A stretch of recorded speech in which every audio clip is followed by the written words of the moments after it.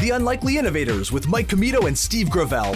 Presented by Cambrian R&D and the Center for Smart Mining. Mike, the birds are singing. It's a lovely, crisp fall morning. And today we're at TESC to join Julie Zulich in her first podcast, our 103rd. How did you feel? It was great. I mean, we're still here. I think they've called security. We haven't left yet, refusing to leave because it's such a nice boardroom. The sun's coming in. But no, we had a great conversation with Julie Zulich. Really excited to kind of dive into her career path, which again, I think was in some ways an unlikely journey, but I think a lot of the experience that she had leading up to coming to TESC kind of forged her path. And I think also, you know, we're not dating the podcast, but this will be released during Cambrian's Jill of All Trades. So I think to talk to her about some of the initiatives she's working on to make the construction and heavy industries more inclusive and diverse is really important. So we're really happy to be able to squeeze her into a very busy week. Not to foreshadow, but has the ink dried on your application to Coffee College?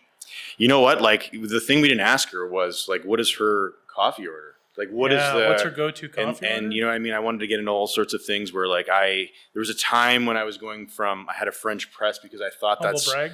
Well, I don't know if it's a humble brag, but I think it's a reasonable thing that not a lot of everyone people can have a French press. Well, what's your go-to coffee order then? What are you making in the morning? So I'm making a French press coffee. Oh, okay. No, but I of course have beans, and I grind the beans regularly and keep them in a half moist sort of container. Of course, the true flavor of coffee is only withdrawn through heat, so you have to make sure your temperatures are where they need to be. But this is not the coffee podcast. I feel like you have gone to coffee college, maybe. Well, no, I used to teach at coffee college. Julie was one of my students. Of course, I'm kidding, but maybe save us from ourselves, and we'll hear more about the unlikely journey of Julie Zulich. Here she is. Okay, we're back, and we're pleased to be joined by Julie Zulich. Julie is President and CEO of TESC Contracting Company Limited, a leading provider of integrated construction services in Northern Ontario. Founded in 1976, TESC employs 300-plus people and partners with clients on industrial infrastructure and institutional projects. The more challenging, the better. Julie is forging the next chapter of growth for TESC's hard-earned reputation as being ready for anything. Julie knows the industry inside out, having spent 20-plus years in a variety of leadership roles and growing up as the daughter of TESC's original founder. Prior to that, she sharpened her customer service philosophy while running a Second Cup franchise model after graduating with honors from Laurentian's Commerce program. Sudbury's community where Julie works, lives, raised her 3 children, and now enthusiastically participates in diversity and inclusion advocacy groups and local volunteer organizations. That includes, but is not limited to, the Women in Mechanical Construction, a committee of the Mechanical Contractors Association of Canada that offers a forum for female professionals in the industry, and the board of directors for the Kiwi Park Community Foundation. So, Julie, welcome to the show. Thanks for having us here at TESC. Yeah, thank you so much. Thank you for inviting me on your podcast. It's pretty exciting, my first podcast. So we've heard, yeah. So hopefully we can set a high bar for future podcasts that you're on. Thanks for squeezing us into. That's a quite busy bio you have. Yes, it sounds pretty busy. Thanks so much. So we always like to start off the episode, it is the Unlikely Innovators, so we always like to find out the paths that people take. And sometimes these paths don't necessarily seem unlikely. Sometimes they do seem unlikely. But when we were kind of studying up on you before we came here today, we saw that you were initially thinking about a career in medicine but after studying science at Western, you were drawn to business. What made you, switch career paths? Yeah, well, the short answer, I think, to that question, Mike, is a bit of a long story, but I'll try and keep it a bit short. So, I don't think anybody. I have 3 children, right, and in their 20s, and everybody's kind of struggling these days to find out, like, what am I supposed to be doing with my life? And I don't think I was any different at that age. I was a strong math science student, and I had parents that really were a push for university education, and a lot of that had to do with the fact that, they worked really hard. They didn't really have that opportunity. So off I went to Western University, and I thought, I'm going to be a doctor. And very quickly, I realized that, I didn't have the passion, and therefore kind of lacked the discipline to really pursue it and really picture myself there for 10 to 15 years. So I made a switch in my second year and went into business and really just started to really excel and thrive. So that really is how things started out for me. Did you stay in residence? I did not stay in residence. Okay. I like to cook. My mom, Italian background, so I thought best place for me was having my own place. So I lived with a couple of roommates, and very happy that we didn't have social media back then, because like I'm sure you can picture, it's like first time away from home, a bit of scenes from Girls Gone Wild. So probably another reason why I didn't stick. That's unlike the innovators. There you go. Unlikely. Yeah, exactly. Yeah, no, I spent some time at Western, and exactly how you're describing it. Yes, exactly. It was an amazing experience, and a great school. And actually, my daughter, I have 3 great kids, and one of them is at Fanshawe, so he's in London and studying estimating management. And my daughter Carly, she actually went to Western for 2 years, very similar to me, ended up coming back to graduate with biochem, and then now she made it to med school. So, there you go. and it's very clear to me that was not my path. Well, I mean, I think it's interesting, where we're at TESC today, but you didn't start initially your career at TESC. I really want to get into that Second Cup franchise if you can, but did you ever envision getting involved in the family business? Was that something that, when you're growing up around a business, is that something that, you felt any pressure towards or any pull towards? I would say the exact opposite, Steve. So, hard no. It wasn't on anybody's real radar. And I think that was pretty typical. My parents, fantastic people. So my mom was a nurse, worked in the OR. My dad and a partner, as you mentioned, founded the business in 1976. And I don't think, any father had it in his purview, to be pushing his girls into construction, which was typically thought to be it would be a hard industry for his daughters. And so definitely not, and it wasn't on my radar. So it wasn't like there was talk around the table of, someday would you be interested in, or do you think that's a path? It was like, go, become a professional.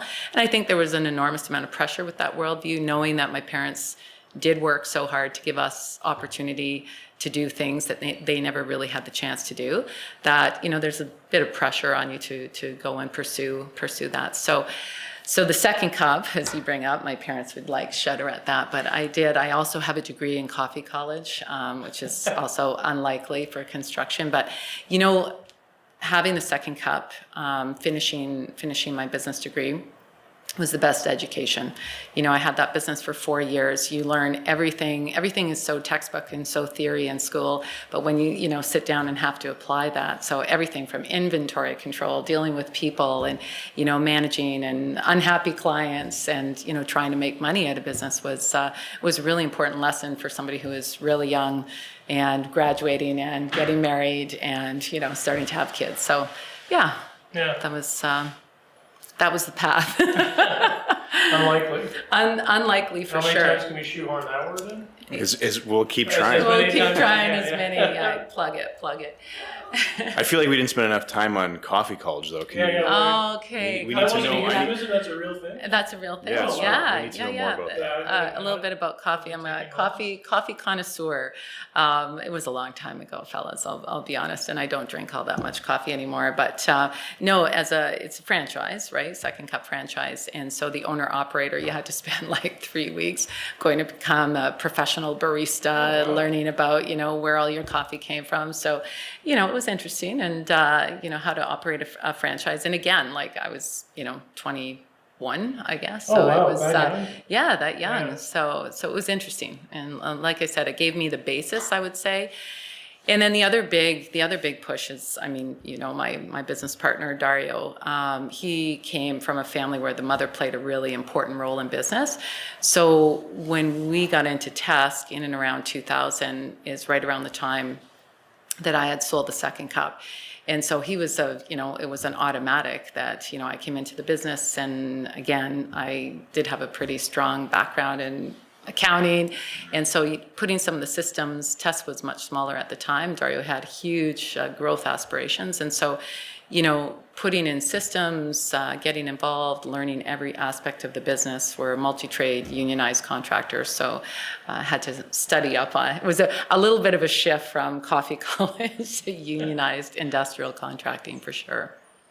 Well, that's kind of what we wanted to also talk about, obviously, given that we're here at TESC and we're going to go from coffee to construction, but portfolio of projects that TESC takes on is very extensive. I mean, we're looking at the screen right now and you can see some of the different industries that the company currently works in. And in that bio that I read, you talked about how, the more challenging, the better. So we're just wondering, what's on the horizon, in terms of projects that TESC is looking to tackle or has yet to complete? Like what are some exciting things you can talk about that's coming on that front?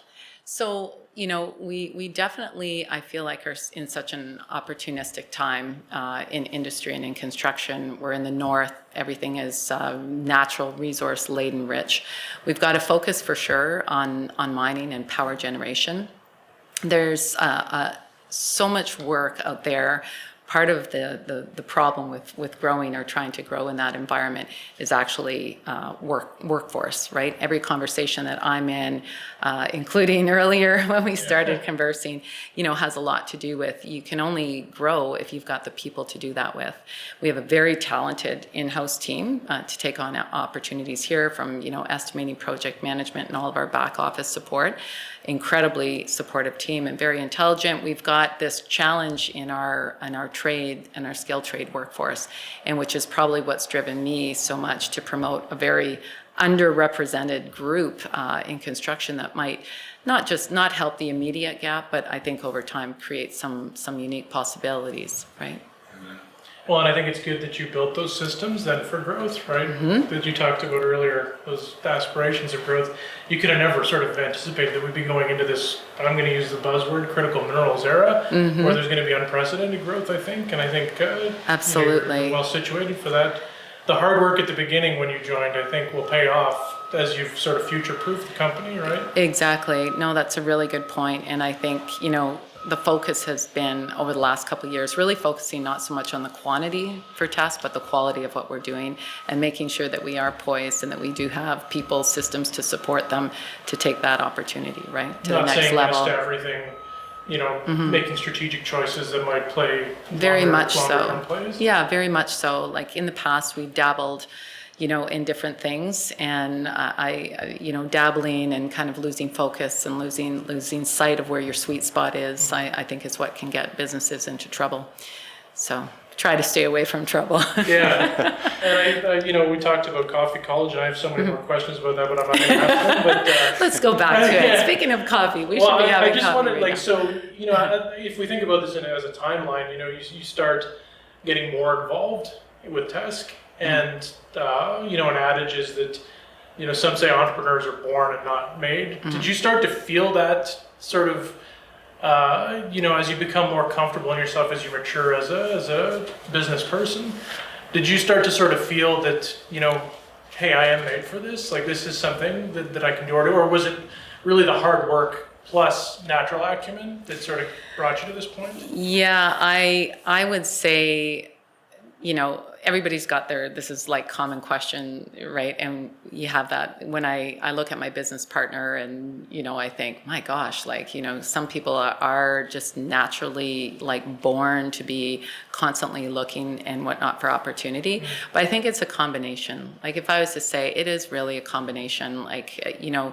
You end up, I think a lot of it was luck. A lot of it was really good choices, great upbringing, having the foundation of a business that existed. So, it was somebody gives you the goose, but it's it's not exactly like anybody's giving you the golden egg. So there's a lot of hard work behind that. The analogy of teach somebody to fish, right? And they'll eat for a lifetime. So I can't really say. It definitely excites me. There's a passion behind it, that gets me and wakes me up in the morning. But that's changed a lot during the years. And I think, different things get me excited about the business now in comparison to, where I was, let's say, 10 or 15 years ago.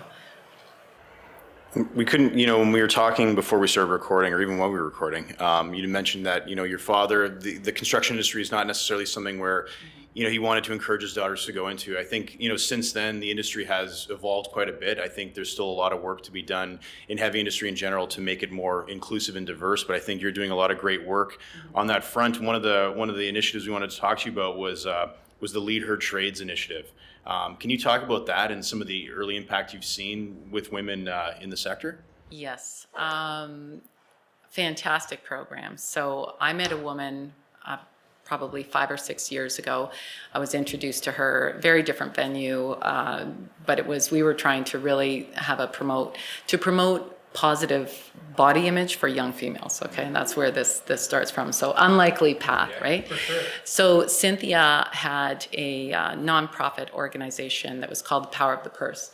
So she had to pivot quite a bit because what she was hosting was, conferences and whatnot pre-COVID. COVID hit, she gave me a call and she said, hey, listen, how many times do you get asked to be a mentor?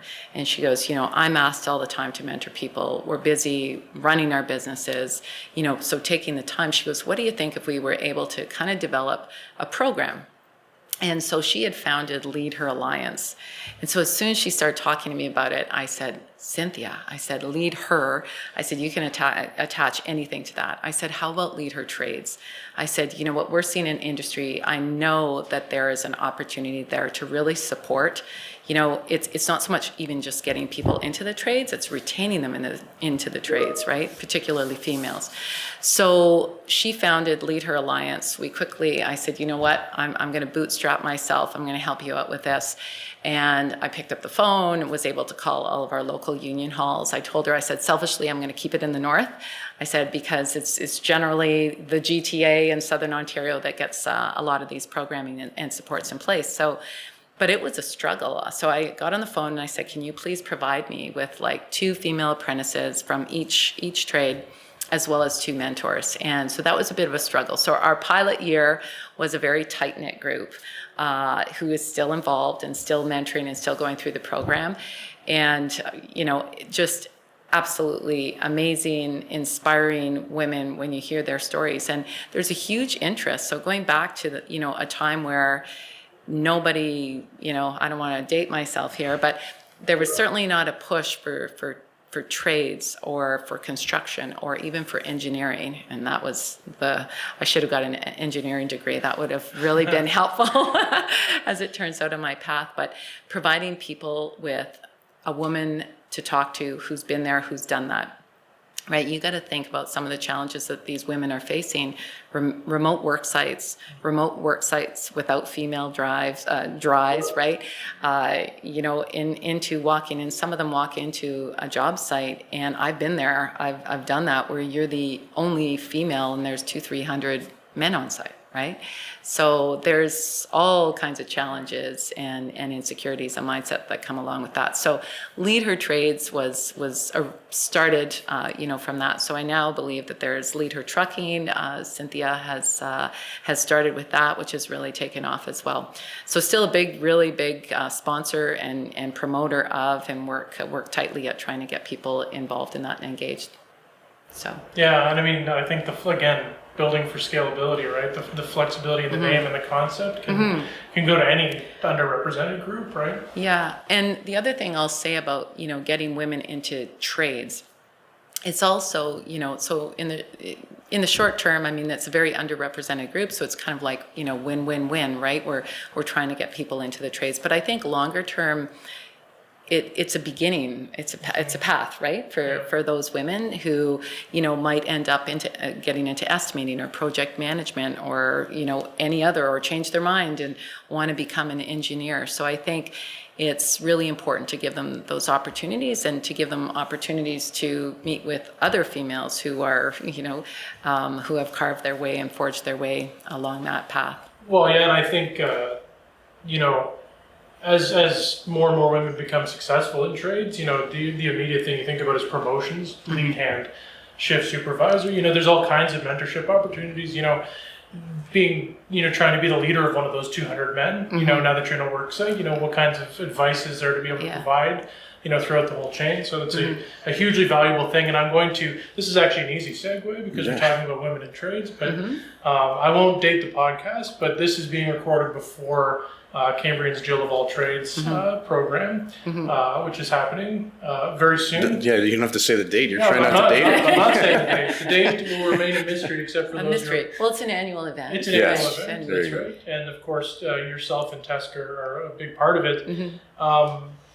Can you talk about why it's important to get young girls interested in trades education early, and maybe sort of fold in what your vision for Jill of All Trades is? Yeah. So, this podcast piggybacks a breakfast session I had just yesterday at the Sisters of the Brotherhood conference, right, which was a national conference for carpenters and millwrights. So there's a room of about 250 carpenter, all female, which was just an amazing and very inspiring place to be. And, when I had the opportunity to chat with many of them, it was the same for me. Like you have to be able to, see what you could become, right? And so I think for a lot of women, and we chatted a little bit about, again, I don't want to be dating myself, but in grade 7 and 8, I remember being bused from, my grade school, over to another school that had like shop, like we took shop and home ec, and then suddenly that really disappeared with everything being very, IT for many years. And what's happened over the last 4 or 5 years, maybe more, but let's just say that there's a huge push, back in the high school system, which I think is great, but I think even into elementary, where they're recognizing that, everybody's path is different, and we need, what did we say earlier? So we need everything, right? Yeah. When it comes in all areas of the business. So, let people pursue what they're passionate about and what they're comfortable about. And there shouldn't be a stigma on that either, like where it's like blue collar, white collar roles. And so we really have to work on that stigma, no question, and that bias. Jill of All Trades, I thought was absolutely amazing. And I think Cambrian, I will give a little shout out for sure to Cambrian, because I think unsolicited, but they've done an amazing job at, particularly building partnerships with businesses to support our needs, understand our needs. And, in light of that, it's, kind of an easy give back. And the Jill of All Trades, I mean, I'm not a tradesperson, but I feel that it's part of the enjoyment I get from the role that I have now, is using that platform in a good way to promote that. So education, it starts with education. And I think the earlier that they can get at students and everybody, right? It doesn't have to necessarily just be females, right? Yeah. Promoting that for young men as well, I think is really important. So yeah, you never know when, at a Jill of All Trade event, or the sisterhood of the Brotherhood. Sisters of the Brotherhood.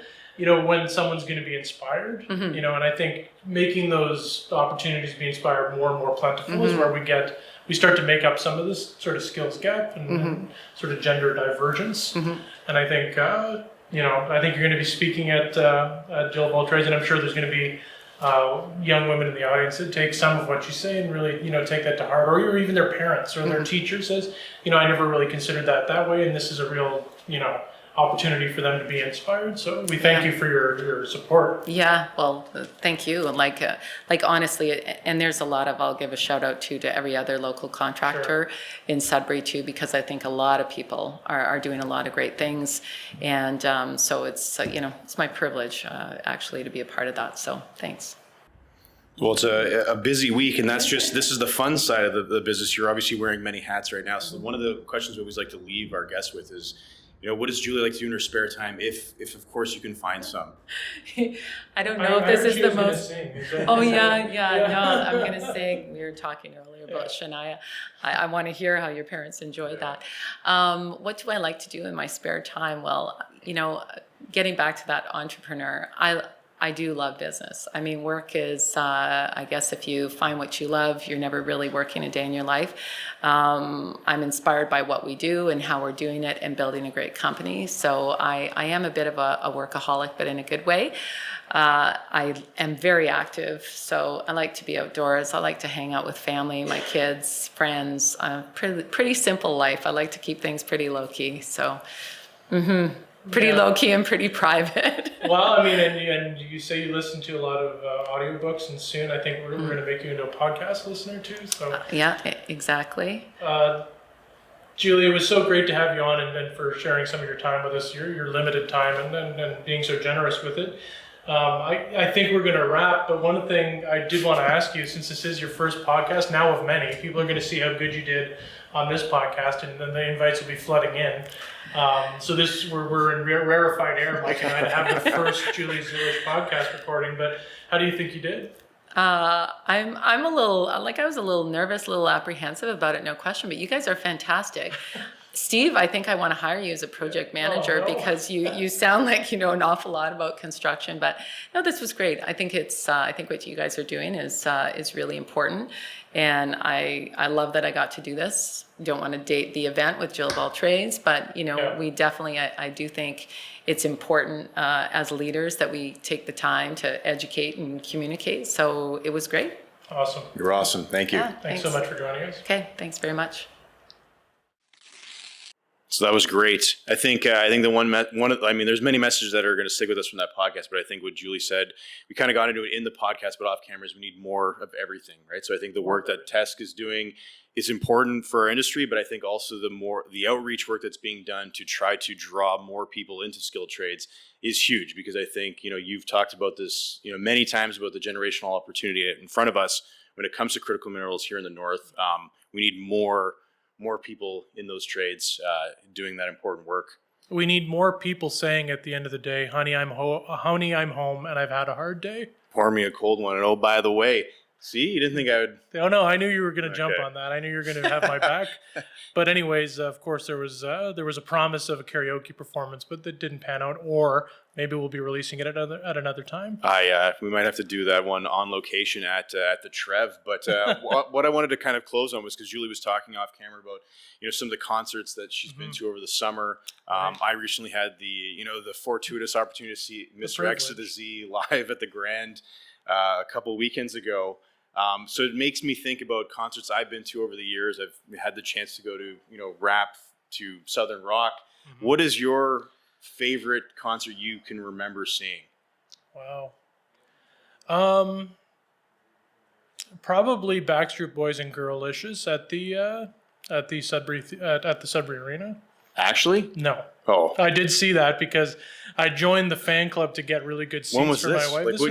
This is when I first started dating Tanya, and she really wanted good seats. And so you didn't get her tickets? No, I did. Oh, you did? I joined the fan club, and I still get emails from them, about their concert dates. No, probably the best concert I've been to was with my parents in North Bay.